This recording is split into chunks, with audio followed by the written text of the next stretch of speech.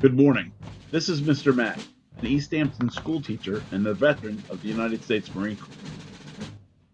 Why do we fold the American flag to a triangle? Actually, tradition calls us to fold the flag into the shape of a tri-cornered hat, the kind worn by George Washington and other soldiers who served in the Continental Army during the Revolutionary War.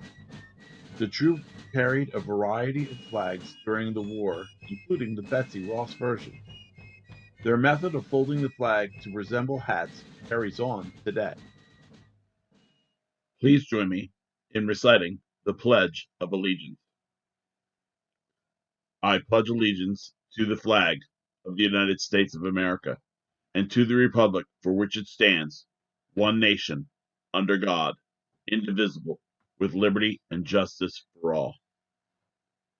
Do great things today and be good citizens.